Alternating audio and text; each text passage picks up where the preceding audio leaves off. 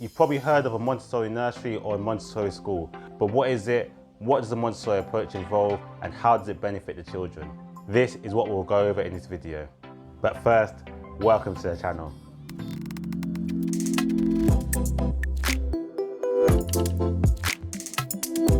Welcome to the channel Open Nursery with myself, Kurt Liania.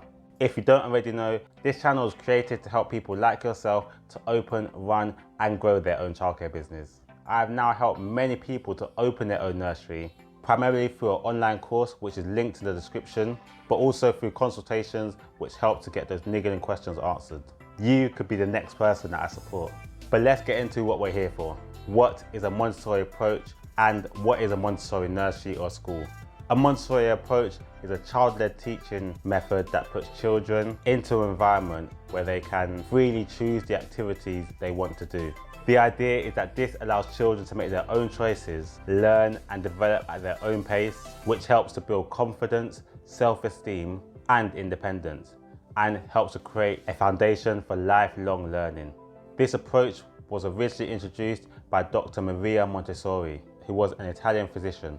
The aim was to develop children's physical, emotional, social and cognitive abilities through exploring the world around them and by using their imagination. In a Montessori nursery, you're likely to find classrooms set up to children's age that allow them to learn through play using specifically designed Montessori toys and resources. Guided by trained practitioners, children have access to self-educating practical play which encourages them to ask their own questions and to discover their own answers. So how does this differ from other methods of teaching? Montessori nurseries are set up to meet the specific needs of that age range, as well as the individual personalities of each child to encourage self-learning as well as collaborative play. The environments facilitate movement and activity and only include easily accessible learning materials that will support the child's development. With a range of activities and resources available to them, children have the opportunity to engage with activities of their choice and each other for as long as they want, rather than having a set timetable for the day. The belief is that an environment that is set up in this way gives children a deeper level of understanding of the different areas of learning. Despite not having a set timetable and being more free, children are still taught order and structure. So for example, children will be given the responsibility of tidying up after their activity once they are finished with it. Open-ended activities are key for a Montessori approach, and all activities chosen to be in the setting should support this. This includes resources like natural materials, such as woods instead of plastics, and using resources outdoors like tires and planks of wood. Through this approach, children are encouraged to follow their natural instincts and respond to whatever comes to their minds. This provokes creative choices from natural curiosity. As a practitioner, you'll never know how the activity set up will be used and what the outcome will be, which does create a form of excitement. Montessori practitioners are taught to guide children rather than instruct them, and try to focus on supporting children's social and emotional development. It is the practitioner's responsibility to create an environment that supports children's spontaneous choice and personal interests, and then they should observe and support children to engage in the activities. Generally, in a Montessori approach, discipline is seen as something that should come from the child and not something to be imposed. Rewards and punishments are not recommended and should be only used if a child becomes disruptive. Rather than trying to get children to read or write at a certain age, this approach says that children move through certain sensitive periods where they are especially receptive to learning new skills.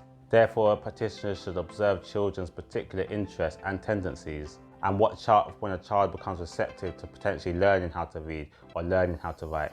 Practitioners will then guide the child through the activity in order to spark the child's interest and help them through the process.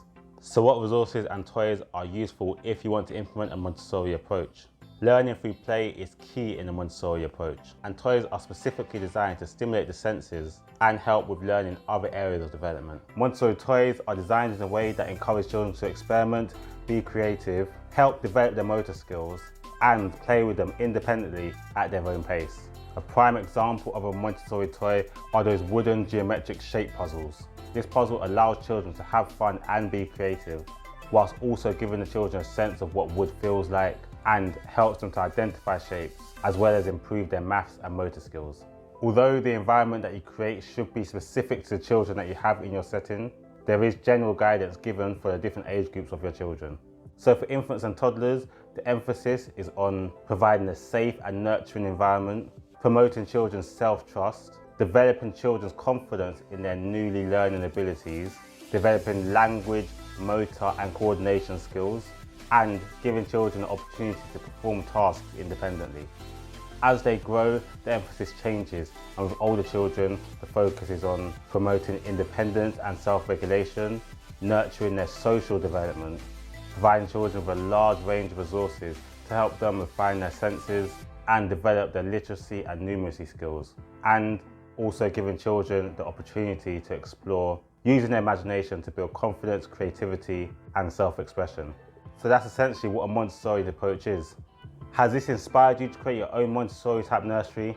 Do you think teaching children using this method or any other method is something that you could do? Then why not start your own nursery? I have supported many people like yourself to do so, and with the right support, it's not as difficult as you may believe. Whether you've ran your own business before or not, I can support you to do so. Just click the video on the screen now to learn a bit more about the process. But before you go over to that video, don't forget to like and subscribe. I look forward to supporting you. God bless.